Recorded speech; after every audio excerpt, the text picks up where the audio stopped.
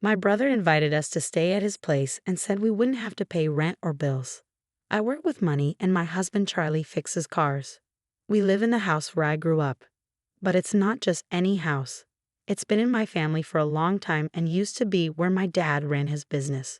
My brother was supposed to take over the business, so he studied economics in college. He even went to Oxford University to learn more about running a business. After that, he came back to the US and worked with our dad for a while. When our parents retired and moved away, they gave the business to my brother and the house to me. So my husband and I decided to live there. The house is in a great spot, close to public transportation and other important places like shops, hospitals, and schools. It's perfect for us now, and even when our kids grow up and move out, we'll still be comfortable here. I'm really thankful my parents gave me this house. We were excited about our future here, but things took a bad turn unexpectedly. My mother-in-law started visiting a lot after we moved in. She kept asking about my parents' money because they used to run a business. She'd say things like, "Hey Maya, how much money do your parents have? What will you get when they pass away?" It made me uncomfortable. I didn't want to be rude, so I just said, "I'm not sure. I haven't thought about it much. They gave us this house, so maybe there won't be much money left." I tried to brush it off, but she kept pushing, saying, "That can't be true. They're getting old. They must have talked to you about their money." It seemed like she was really interested in their wealth, like she was expecting to get something. I already knew what I would inherit, but I decided not to tell her or my husband, who's close to her, to avoid any more trouble. Something really unexpected happened next. Out of nowhere, my mother-in-law and my brother-in-law's family moved into our house. It was a holiday morning around 8 o'clock a.m. when the doorbell rang. I opened it to find movers standing there. I was shocked and confused. Then my mother-in-law and brother-in-law's family showed up and said, "We're moving in here today, so take care of us." When I saw their smirking faces, I felt a shiver down my spine. My husband woke up, and when I asked him what was going on, he seemed unfazed and said, "What's the problem? There's plenty of space in this house for all of us." He acted like it was totally normal for them to move in. As if that wasn't surprising enough, my sister-in-law said something even more unbelievable. She said, "We were invited by your brother, Maya. He said we don't have to pay rent or bills, so we're counting on you." Then my brother-in-law started barging into rooms without asking and said, "This room gets good sunlight, so we'll take it, Charlie. Move all the stuff out into the hallway." I felt really dizzy after all this happened. This is my house, but they're acting like they own it, opening doors and claiming rooms. My mother-in-law and sister-in-law's family have been pretty rude for a while, especially my sister-in-law, who even went through my bag without asking. If they keep this up, they'll start taking over my space. I've had enough. This is my house, so why are you acting like you own it? I've had it. I want everyone to leave. I usually keep my cool and don't raise my voice, but seeing these people move into the house my parents gave me without asking and acting like it's theirs pushed me over the edge. That's why I lost control and yelled at all three of them. But then something unexpected happened. "How dare you talk to us like that? You're the one who should leave." The moment those words were said, I felt a sharp pain on my cheek. Did I just get slapped? It took me a few seconds to realize what had happened. I was shocked. I couldn't believe it, and all I could feel was the throbbing pain on my cheek. In that moment, something inside me snapped. I can't live with people who would do something like that, but this house belongs to me.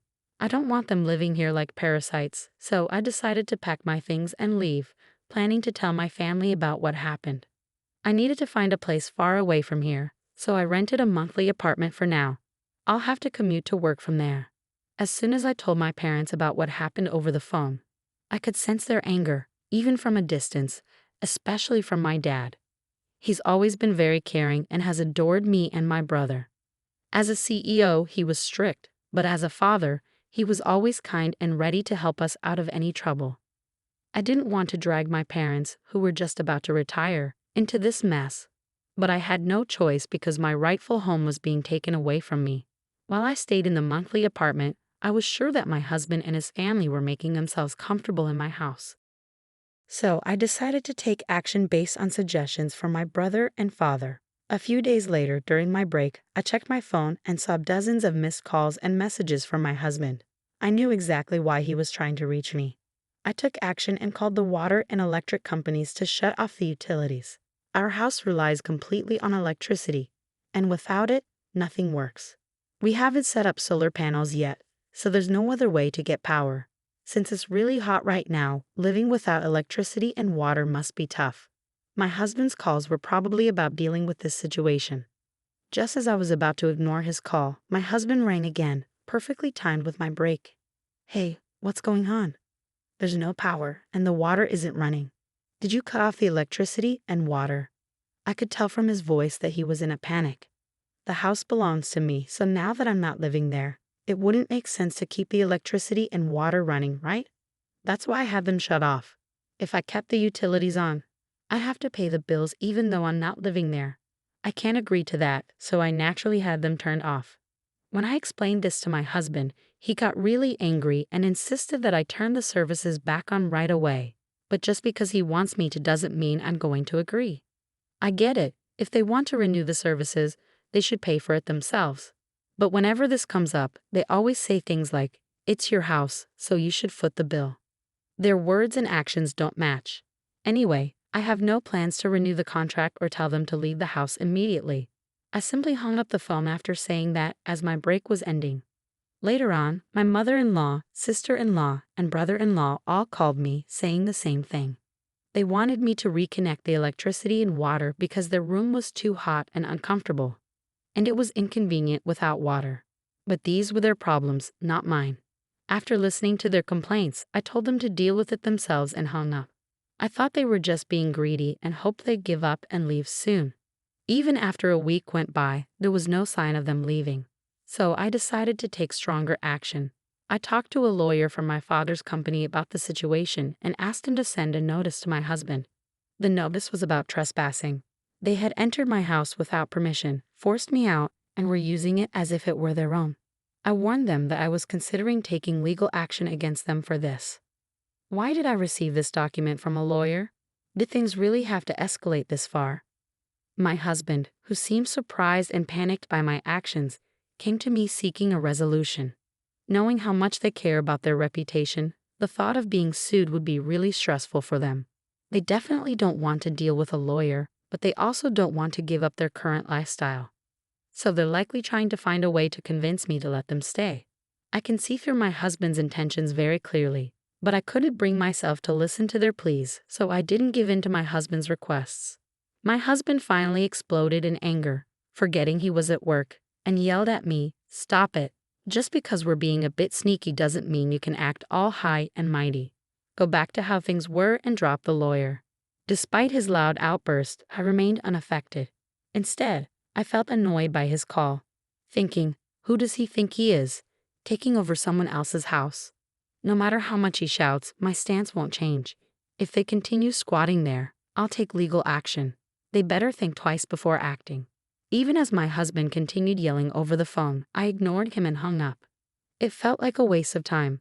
I had already discussed divorce with my lawyer. When I got home, I saw missed calls from my mother-in-law and sister-in-law, but I knew they'd only try to settle things. I didn't want to waste any more time, so I blocked their numbers to avoid further calls. After the threat of legal action, my husband's prideful family couldn't bear the thought of being sued. They packed their bags and left the house. With the lawyer's help, the divorce negotiations went smoothly.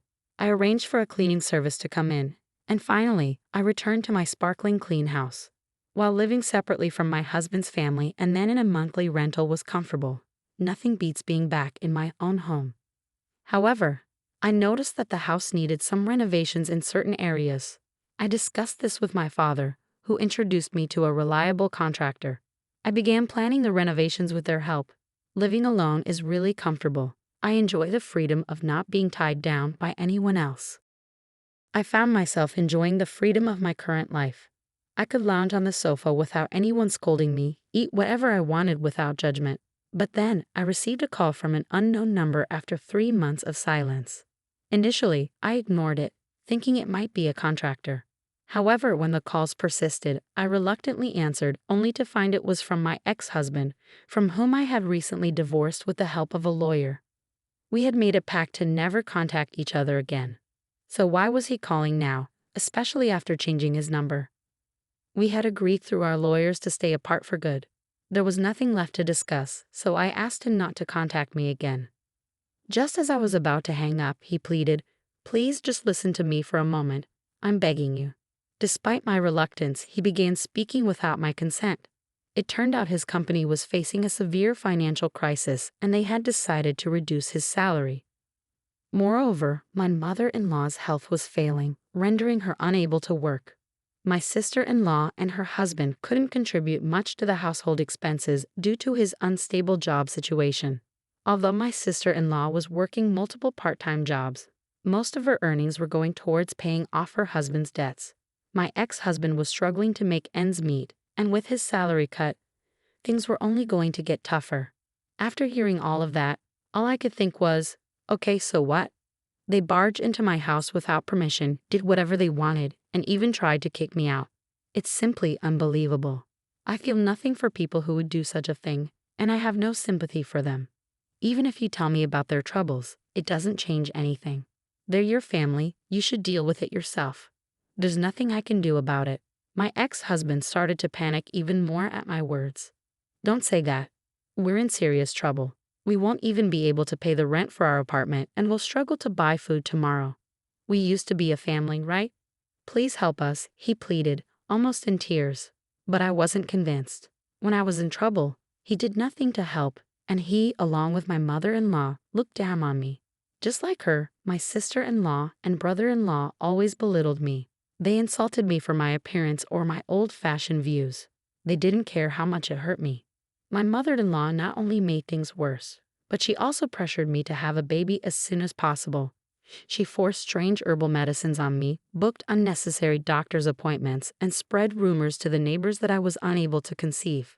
Looking back, there wasn't a single positive aspect to my marriage. My ex-husband, who used to be kind before we got married, became a puppet under my mother-in-law's control after the wedding. On the first day my mother-in-law barged into our house, I was out for an appointment. She cried to my husband, saying she wanted to be friends with me, but the moment we met, she would badmouth me. She'd say things like, "My son seems to have lost weight. Is it because your cooking is so bad?" Whether we were at home or out, my sister-in-law and brother-in-law would join in, laughing at me. I can't deal with people who behave like this anymore. No matter what you say, my feelings won't change. I can't help you guys, so I'm going to hang up now. And please never contact me again. With that, I finally hung up the phone and blocked the new number. Knowing my ex-husband, he might change his number and try to contact me again. So I decided to change my phone number at the store over the weekend. But before that, those four broke the promise made through the lawyer and suddenly showed up at my house at 11:00 p.m. "Open up, let us in, and take care of us. We're family, you should help us." They were banging on the door, yelling loudly without considering the late hour. "What's going on at this time? Please go back home, you're disturbing the neighbors." When I went to open the door, they seemed ready to force their way in. So I tried talking to them through the intercom, but they didn't care. They continued banging on the door and causing a commotion. I couldn't believe I was dealing with people behaving so recklessly. I felt overwhelmed and considered calling the police when I heard sirens approaching from outside. It seemed a neighbor had taken the initiative as soon as they heard the police sirens. The group, startled, thought I had called the police and attempted to flee. However, with a crowd gathered, escape wasn't an option. Consequently, they were escorted to the police station by the responding officers. I was questioned about the incident and I explained everything that had transpired. News of my ex-husband and his companion's actions spread rapidly in the neighborhood. Among the crowd was a co-worker of my ex-husband's, and by the next day, the entire office was aware of the situation. Already struggling due to a salary reduction, getting the police involved sealed my ex-husband's fate with his employer. He was fired, unable to afford his apartment rent anymore. Financial strain created tension between him and his sister's family, leading to their shared living arrangement coming to an end. Now, Charlie resides in public housing with his mother, working multiple part-time jobs to get by. Even his mother has taken on part-time work, eager to contribute financially.